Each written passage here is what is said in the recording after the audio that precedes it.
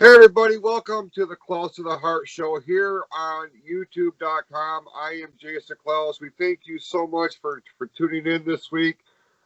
You know, in this day and age, we are all looking for some sort of entertainment, something that's going to take our minds off of just the chaos that has been our everyday lives here in 2020.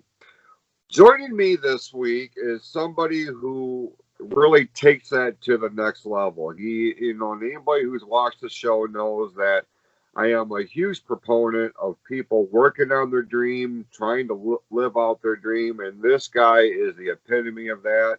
An aspiring funny man, and he has a tremendous story. We're very much excited about talking to him. Welcome, the funny man, Mark Taylor, to the show. Mark, how we doing, brother? We are doing wonderful. How are you doing? We're doing good. We're doing good. We're taking things one day at a time, which is all you can do, right? Yes, sir. So, Mark, you're a comedian, and Yes. in the promotion for this show, I promised my viewers that at some point during the broadcast here, you were going to make them laugh. So don't let me Yes. down. Yes, sir. I won't let you down. Mark, before we get into you know how you got on this road to being a comedian, take me back and tell me about Mark Taylor as a child. What was your childhood like? Where is the beginning of the funny man's individual story? In 1979, I was born, and I had like a murmur. Like I had like open heart surgery when Mm, I had a hole in my heart, and I had two murmurs inside of it, and they said I wouldn't live or anything, but here I am now, and I'm glad to be alive and on solid ground. You know, it. My childhood, was pretty, interesting. Like, doing a lot of things like normal kids would do, and um, the only thing that I had problem was like running. sure. Like running would like take a lot out of me. But like as far as I can run, like right now, I could like run from where I'm at to where my bedroom is at. So as far as I can go. But it um I had like a good child life. My dad worked for Buick, Okay. and yep, and right now my sister works at the truck and bus plant right now. That's where I'm at. Yep. Yep. She does like the computer and works at the paint section of the place. So um So, so I mean, you were explaining the whole heart thing. You were having heart issues. I mean, was that something now that was picked up on immediately as you were born, or was it yes, further down the it line? developed when I was born. Okay, We awesome. got yep. So So, I mean, you were able to bounce back from that. I mean, yes, here we are talking. You seem like you're a pretty healthy dude, So, I mean, in that aspect, what could have been a real, a tragedy, yeah, really is a success story that you were able to rebound from that. That's pretty inspiring. At what point do you think in your childhood? I mean, I would imagine having any kind of major complications involving the heart and stuff like that, you would encounter some shortcomings, right? You just yeah, got done alluding to the yeah, fact that you're you can't run for very long distances. I mean, so being a marathon runner is out of the question. I would assume. yes, sir. Yeah, yeah, that would be out of the question there. So, I mean, where where did you grow up? I mean, what kind of neighborhood were you in? I live Were you friends with your neighbors? I live in Genesee, Okay, in Geneseeville, and it's like a quiet neighborhood over here. You know, not much stuff happens, and um, I like to walk around a lot and you know around the neighborhood and say hey to everybody that I know, and that's cool. It's cool. It's cool to live in a tight knit, neighborhood where everybody knows each other. So that's pretty cool. Now, comedy is something that obviously is a great interest for you. At what point do you think that started to become a focal point for you? well back in the day, my grandfather, I would hang around him, both of my grandfathers. I'm both on my mom's side and my dad's side. And you would like if you hang around with your grandfather, you would hear like all these funny stories and like my grandfather would like every time would come up to me and go like, "Hey Mark, is your refrigerator running?" And I would say, "Yeah, Grandpa, it is." He says, "Well, you better go catch it." Yeah, classic, Yeah, classic. I would hang around over at my grandparents' house and we would watch like shows like Hee Haw, for example. Sure.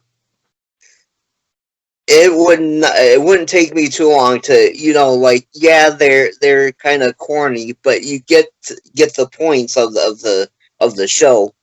You know, you got Cornfield County, you got all these country singers coming in and doing, and then you have like the skits, like the where or where are you tonight song, Yeah. you know, Yeah. and then the gloom despair, with the drunk people, and then you have like Archie Bunker at the barbershop telling stories. Hmm. Like his version of Cinderella would be like Brenda Siller, where um and I would watch shows like that or Laughing or like Bill Cosby himself was like one of my vocal points because I watch him and you watch him and he like tells stories, like Right. um Robin Williams for another example. He's like one of the people that would like go to one thing and he's like very quick witted on the stage. Like he'd say one thing and then go on to another thing.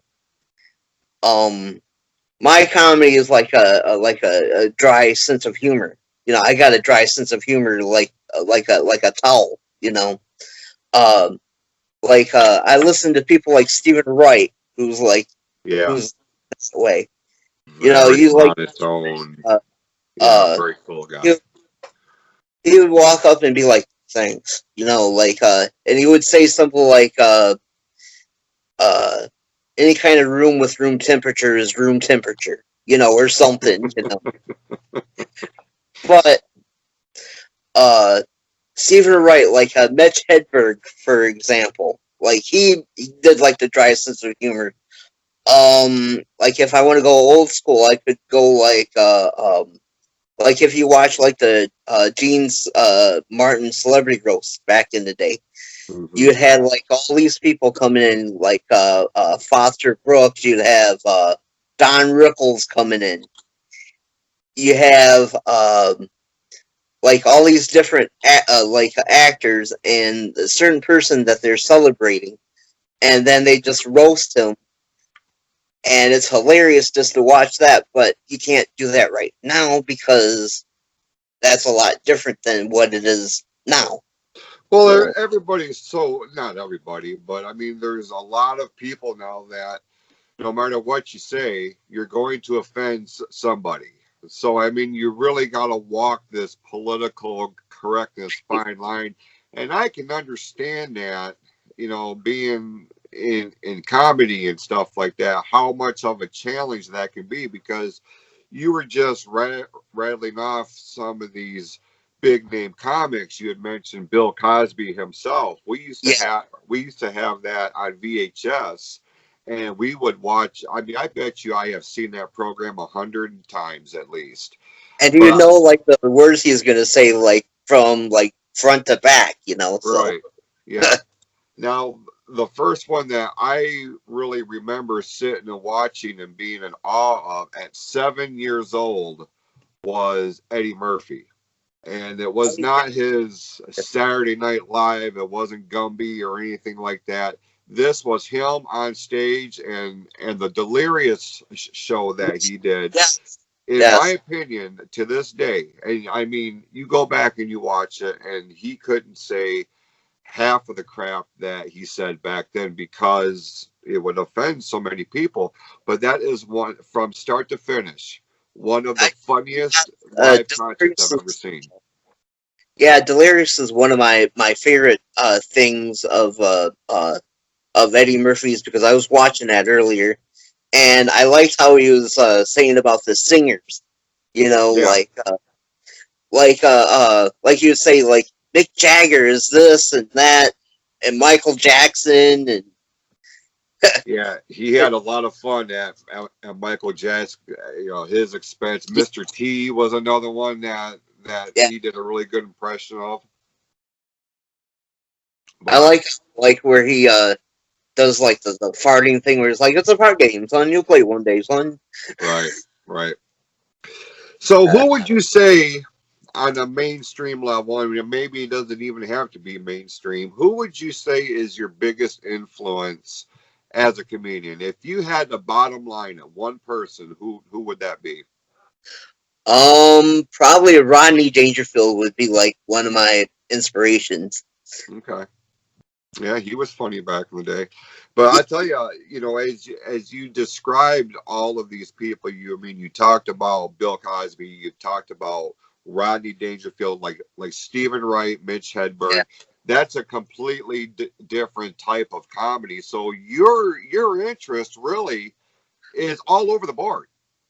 Yes, you know, like I watch even like Gabriel Iglesias. You know, I watch him, and he's like a one amazing dude. Like on there, um, I'm big on like Jeff Foxer, the like the blue collar The blue boys. collar guys are funny. Yeah, Yes, like Larry the Cable Guy, Bill Engvall, Ron White.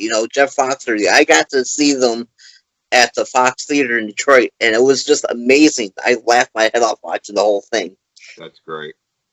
Yeah, I listen to them on Apple iTunes or on YouTube. Very very funny. Ron White to me is so underrated. That guy is hilarious, and the way he tells his stories it's fantastic.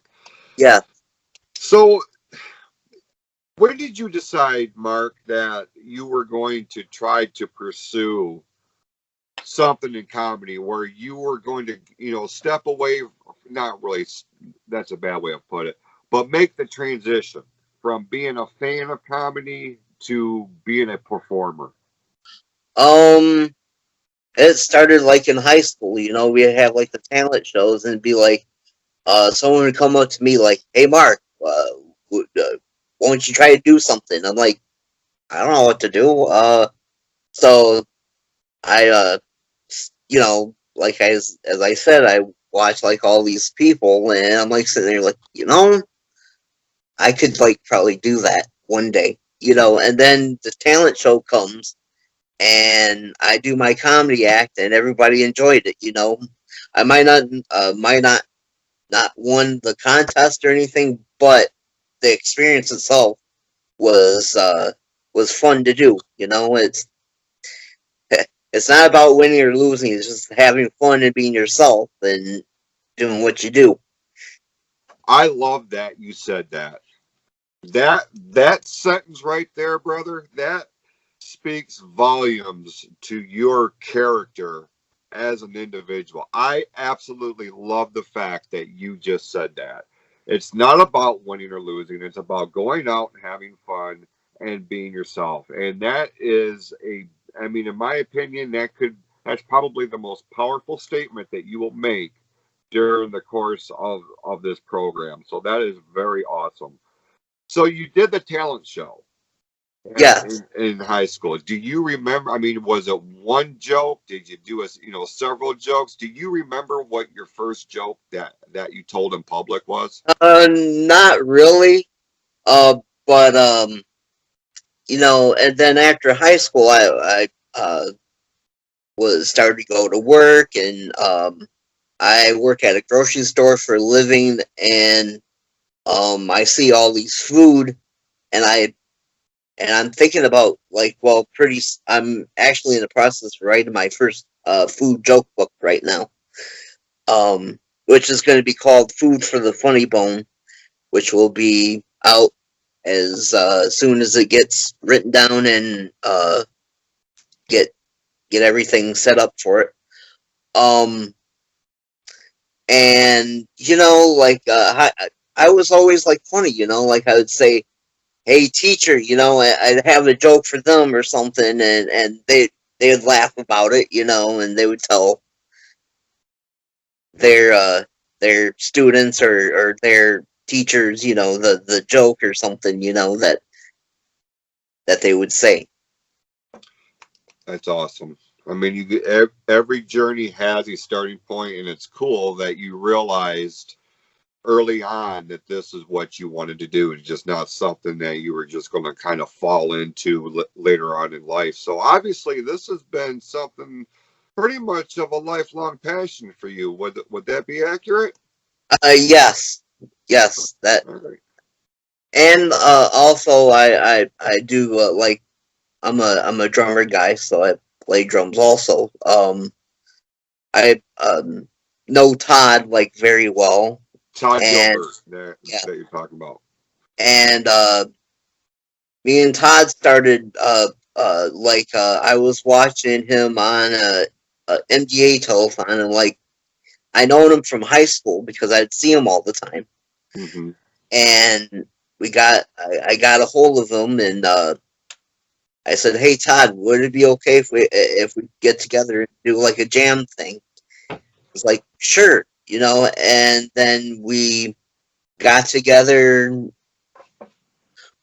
We played like a couple coffee shops, like the Elbow Room, in Flushing, um, and anywhere else that we can think of to play at. And then I started to journey out. Then we started a band with a friend of ours. We called it Grindstone, and that went on for a while, and then I backed out. Um, and then right now I'm in a band called Six Below, and it's just myself and a bunch of older gentlemen, and we play like Jimmy Buffett. We play like America. We play like all sorts of different stuff. It's not like the harder stuff, but like the more like the softer stuff. Like we would play like Gordon Lightfoot or like John Croce, or Jim Croce. Hmm. Very cool. And So, I mean, that's awesome that you're looking at other avenues of entertainment to yeah, kind of scratch the itch, for the lack of better terms. But you've done something pretty remarkable the last few years that you were able to. You auditioned for America's Got Talent. yes. Take me through that whole process. What was that like? It was very nerve wracking, but it was a good experience. The first time I did it, I was with my uncle, um, and it was at Cobo Hall in Detroit. Okay. So we had to pack a lunch and be there for like a little while Sure. because It's it's like an like, all day thing, right? yeah, it's like a long process to get through. Well, my uncle's got has crutches, and so we get there, and we have to go through like there would be a guy standing there giving out. You have to have your papers with you that says that who you're going to be with and what your act is going to be and um like whatever it is. And so we stand there, and the first thing that you get is like a sticker. So I had a bandora on my head, and I put the sticker on top of uh my hat. Right. So you had to stand there and wait for. Then we get to where we have to go to. We get to the process. You give them the papers, and the first thing they'll say is what your name is, what your act is. Do you have another person with you in the act? And I said, no, I'm by myself. My uncle's here to watch me do my thing. Um, so then I gave them the papers, and they looked up in the computer, and I get there. Oh, sorry. Oh, you're good. Um, and so then we get to the room, and there's like whole gobs of people that you have never seen before. You know, you you get to see like a gentleman dressed up like an opera person, or like there was a mariachi band that was there. Um, there was a couple of people that had like a jam session. You know, like they get their instruments out and they jam out a song or something.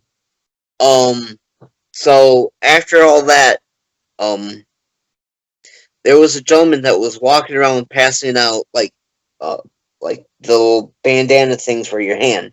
Yeah. Um, that the green one was for like who's ever that you're the act, and then the red one was the one for like the parents or whoever that you had your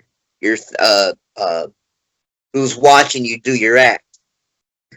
So the next process was that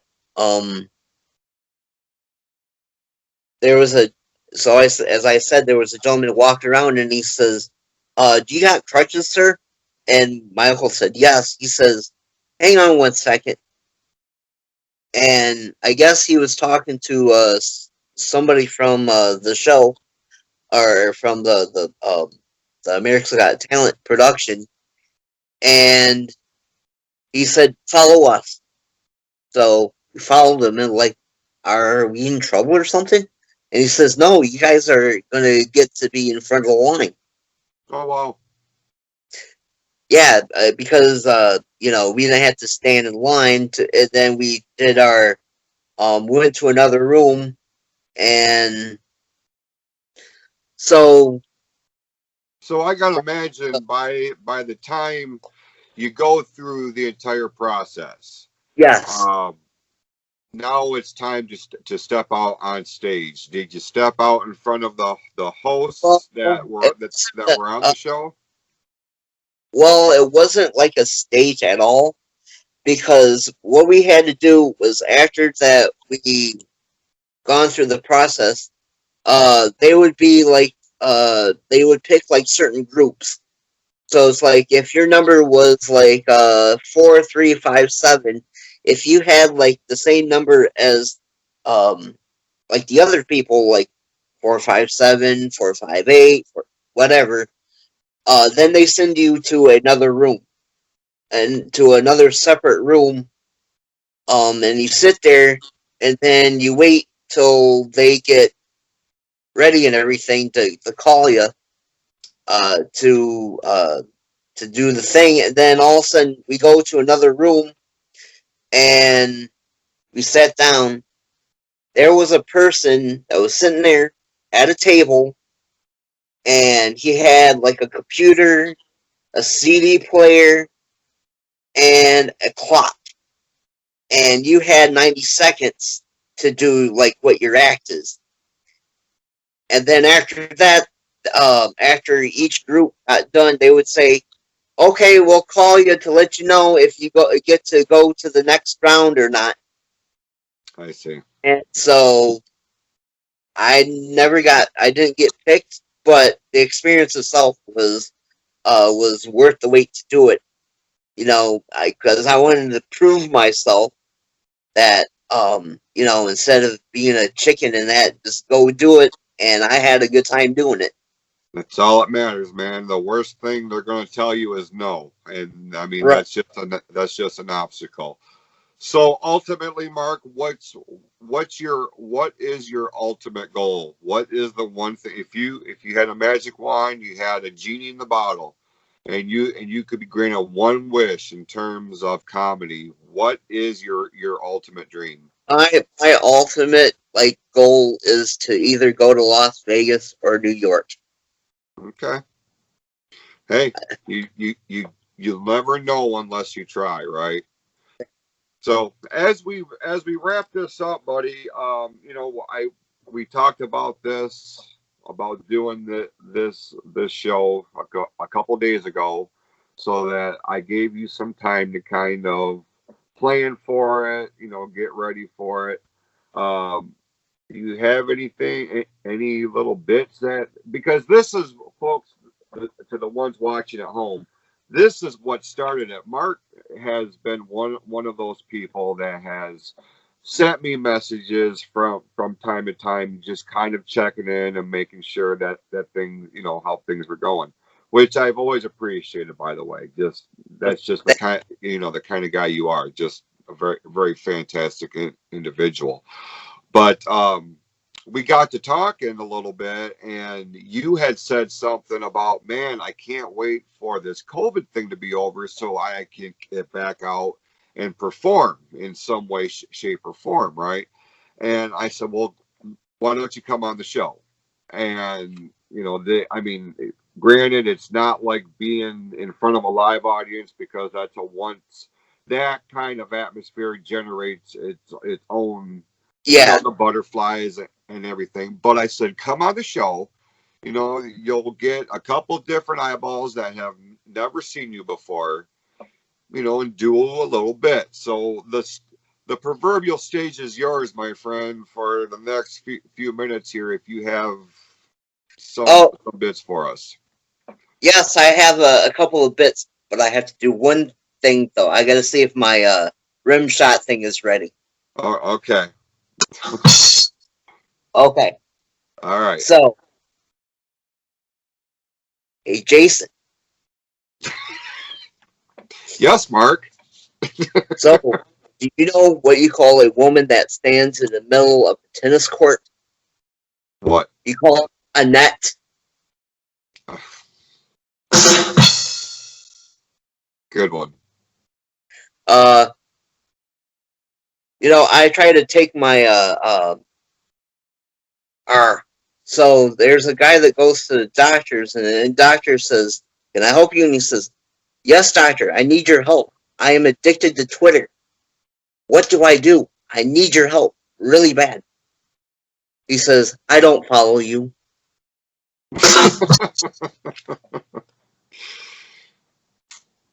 Not bad, There, buddy. I got one more for you. Okay. All right. So, a nurse walks into the doctor's and says, "Doctor, there's a gentleman in the waiting room who thinks he's invisible. What do I say to him?" He says, "Tell him we can't see him today." Good one, buddy. Good one. So you're working on this book, Food for the Funny Bone. Is there any other projects that you got coming up here the next little Uh, bit? right offhand, I'm just gonna focus on the book right now, and then if something does arise, I will let everybody know about it. So, Where can they follow you at? they can go to my Facebook page, just Mark Taylor, and you'll see my face and everything. And I'm on like Facebook. I got a YouTube page where people can see me now Okay. on there. And just go to Mark Taylor and you see my jokes and that on there. Sometimes my dog will like come in, pop in half the time, but I try to get her in and do something. But anyway, also I wanted to say like out of the chute, um, like I'm a big wrestling fan myself, and like I always like coming, and Todd got me coming to your guys' show. Right. When it was at the Flint City Market. Mm-hmm.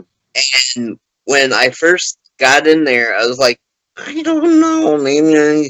And I sit down and I watched. I'm like, I turned around at Todd and I said, you know what? This is going to be like a good product, because they're a local promotion, and like, and it's very entertaining to watch you guys do what you guys do. Um, I remember a time um that you were involved in a match, and or it was a tag team match. I think it was you and your brother, and for some reason you came out of the ring and you sat by me like at the at one of the chairs that I was sitting at, and you like bumped into me or something, and he'd be like hey, like to get involved or something. Like, no, I don't want to get involved. Um, I got a story to tell you though, Jason. Um, I got to meet Ted DiBiase once. My sister calls me and said, this is back in, I think, 95. Yeah, 95. And because one of the In Your House pay-per-views was going to be at Saginaw Civic Center. Saginaw, yep. So I get a phone call the day before that. My sister calls and says, Mark, what are you doing tomorrow? And I said, well, I have to work like at such and such time, but I'm not doing anything in the morning. It's like, would you like to join me for breakfast at McDonald's? I said, okay. So she picks me up, and we get there, and we get our orders, and we sit down, and I turn around and I see a limo pulling it. And I'm like thinking to myself, limo at McDonald's. I wonder if the limo driver is hungry. Sure. Uh, and like so I'm like minding my business, and all of a sudden I see the limo driver pulling out, opens the door, and there walks in Ted DiBiase, the $1 Million Man, and he was doing the promotion for the In Your House pay-per-view at McDonald's. CK105 was there Wow. to interview him. I have a picture of me and him. Took a picture. I think my sister took a picture of it, but I'm still trying to look for the picture of it, and I haven't found it yet. Pretty cool, man. Very cool. Yeah.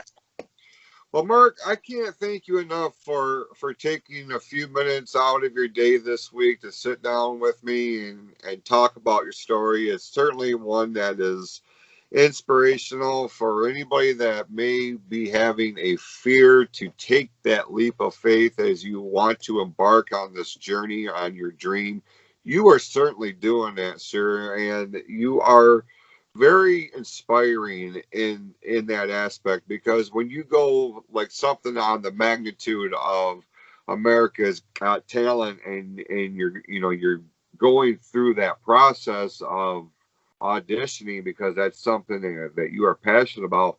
You could have let fear keep you from doing that, but instead you're like, the hell with it, I'm going for it. And I think that is very cool. So if you want to see more of Mark and his comedy, you can look for him on Facebook and YouTube.